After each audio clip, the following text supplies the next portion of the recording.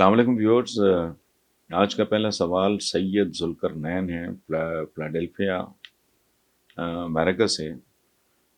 وہ کہتے ہیں جی امریکہ کی ایک جیل میں پیدا ہونے والی لڑکی کو ہارورڈ یونیورسٹی میں تعلیم حاصل کرنے کا موقع مل گیا، کیا ریاست کے ماں بن کے دکھا دینے کی یہ ایک بہترین مثال نہیں ہے؟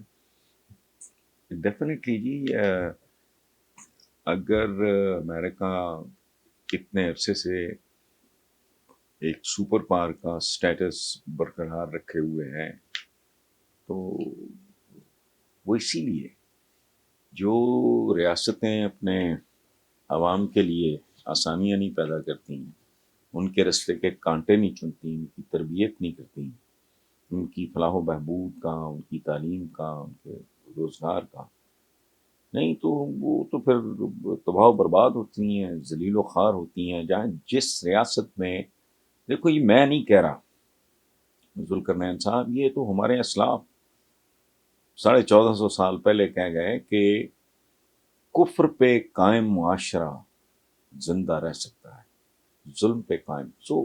ایک ایسا معاشرہ جہاں معاشی وسائل پہ چند خاندان قابض ہوں، اس نے تو تباہ و برباد ہونا ہی ہوتا ہے۔